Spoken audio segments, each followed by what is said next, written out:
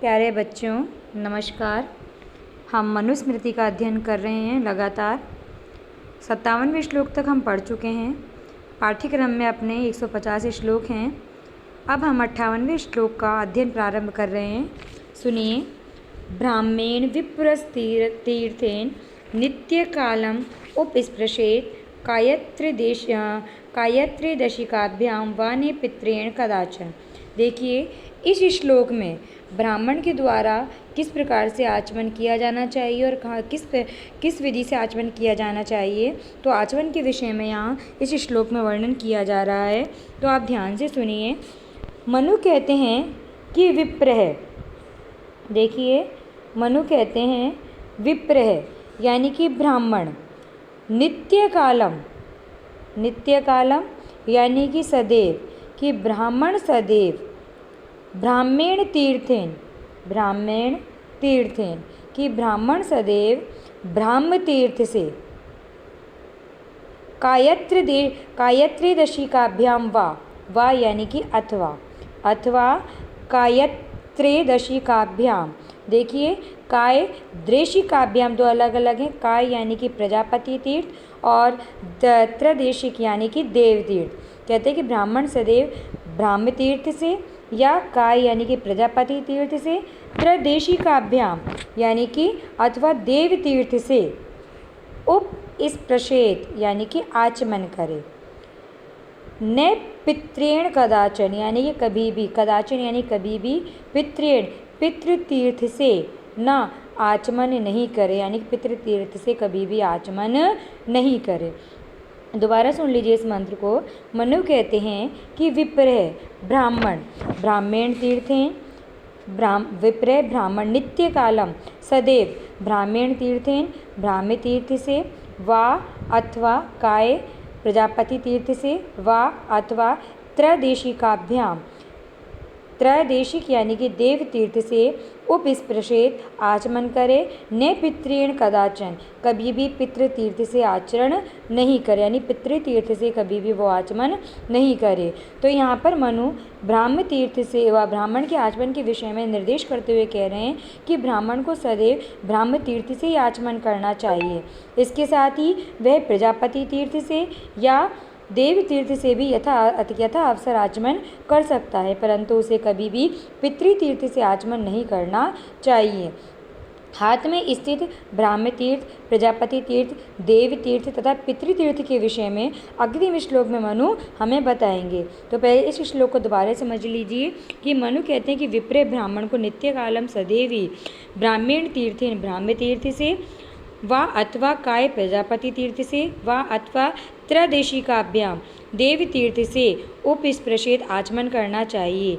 न पितृण कदाचन पितृतीर्थ से आचमन नहीं करना चाहिए। देखिए, आगे के श्लोक में मनु कहते हैं, क्या कहते हैं सुनेंगे। अंगुष्ठमूलस्य तले ब्राह्मं तीर्थं प्रचक्षते कायम अंगुली मूले अग्रे देवं पितृयं तयोरधे। देखिए, इस श्लोक में हाथ में स्थित ब्राह्म तीर्थ, प्रजापति तीर्थ, देव तीर्थ और पितृतीर्थ के बारे में मनु बताते हुए कहते हैं। मनु कहते हैं कि सुनिए, मनु क्या कहते हैं। मनु कहते हैं कि अंगुष्ठ मूलस्य तले। देखिए, अंगुष्ठ मूलस्य तले यानी कि अंगुष्ठ मूल के नीचे। अंगुष्ठ यानी फिर अंगूठे के, उसके भी जो अंगुष्ठ का मूल है यानी अंगूठा जहाँ से प्रारंभ होता है तय उसके नीचे, कि अंगुष्ठ मूलस्य तले अंगुष्ठ मूल के नीचे ब्राह्म तीर्थ होता है। अंगुष्ठ मूल के नीचे ब्राह्म तीर्थ। अंगुली मूले यानी कि कनिष्ठा अंगुली के मूल में, कनिष्ठा यानी कि सबसे छोटे अंगुली के मूल में काय प्रजापति तीर्थ, अग्रे और कनिष्ठिका उंगली के अग्रभाग में यानी सबसे ऊपर देवम देव तीर्थ होता है। तयोरधे और उन दोनों यानी कि अंगूठा और तर्जनी के नीचे। तयोरधे अंगूठे के पास देखो तर्जनी उंगली है, देखो गौर से, तर्जनी अंगुली है। तो कह रहे हैं कि अंगूठे और तर्जनी अंगुली के अधे नीचे पितृयं प्रचक्षते पितृय तीर्थ कहा जाता है, पितृ तीर्थ कहा जाता है। एक बार इस श्लोक को दोबारा समझ लीजिए। मनु कहते हैं कि अंगुष्ठ मूलस्य तले, कि अंगूठे के मूल के नीचे यानी कि अंगूठे के तीनों पोर यानी तीनों टॉयों के नीचे वाले भाग को ब्राह्म तीर्थ, अंगुली मूले और कनिष्ठिका यानी सबसे छोटी अंगुली के नीचे कायम प्रजापति तीर्थ, अग्रे और सबसे छोटी उंगली के अग्रभाग में देवम देव तीर्थ, तयोरधे और कहते हैं तयोरधे यानी कि अंगुष्ठ और तर्जनी अंगुली के नीचे वाले भाग को पितृयम पितृतीर्थ प्रचक्षते कहा जाता है। तो हाथ में स्थित चारों तीर्थों को स्पष्ट करते हुए मनु कह रहे हैं कि हाथ के अंगूठे के मूल से नीचे का स्थान ब्राह्म तीर्थ कहलाता है, कनिष्ठिका अंगुली के नीचे का स्थान प्रजापति तीर्थ कहलाता है। इसी प्रकार अंगुलियों के अग्रभाग को यानी अंगुलियों का जो अग्रभाग है उनको देव तीर्थ कहा जाता है तथा अंगूठे तथा तर्जनी उंगली के नीचे का स्थान पितृतीर्थ कहा जाता है। यहाँ पर प्रजापति तीर्थ के संबंध में जो अंगुली शब्द आया है उसका नाम कनिष्ठिका अंगुली से ही है, यानी उसका अभिप्राय कनिष्ठिका अंगुली से ही है। तो यहाँ चारों तीर्थों के बारे में मनु ने आपको बता दिया है कि ब्राह्म तीर्थ, काय तीर्थ, पितृतीर्थ और देव तीर्थ। अंगूठे के मूल के नीचे ब्राह्म तीर्थ, कनिष्ठिका अंगुली के मूल में प्रजापति तीर्थ, अग्रभाग में यानी अंगुली को अग्रभाग को देव तीर्थ और दोनों यानी कि अंगूठी और तर्जनी के नीचे के भाग को पितृतीर्थ कहा जाता है।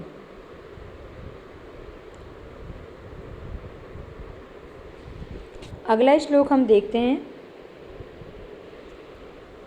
मनु क्या कहते हैं? त्रिराचामेद अपह पूर्वं द्विप्रमज्यात ततो मुखम खानी च एव स्पृशेद अद्भिः आत्मान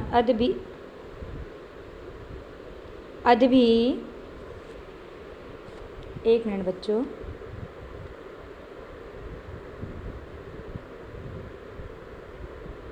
अद्भिः अरात्मानम सिर एव च। थोड़ी देर के लिए। हाँ, अब इस श्लोक में आप बताती हूँ कि मनु कहते हैं कि आचमन के समय में क्या क्रियाएं की जानी चाहिए, उसके लिए स्पष्ट करते हुए कहते हैं। मनु कहते हैं सर्वप्रथम कि पूर्वम सबसे पहले यानी कि सर्वप्रथम अपह जल से त्रिहि आचामेत यानी कि 3 बार आचमन करें। इस सर्वप्रथम जल से 3 बार आचमन यानी कि हाथ पैर मुंह धोएं। ततः उसके पश्चात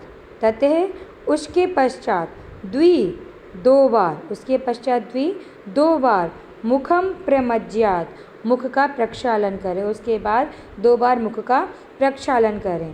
तथा अद्भि खानी एव, अद्भि यानी कि जल से, देखिए अद्भि यानी कि जल से, खानी चे एव स्पृशेत यानी कि जल से खानी यानी कि इंद्रियों का, आत्मानम यानी कि हृदय का, सिरे एव चे और शिर का स्पर्श करे। यानी सर्वप्रथम मनु कहते हैं कि सर्वप्रथम जल से पहले 3 बार आचमन करें यानी 3 बार हाथ पैर धोएं। उसके पश्चात 2 बार मुख का प्रमज्जत प्रक्षालन करें।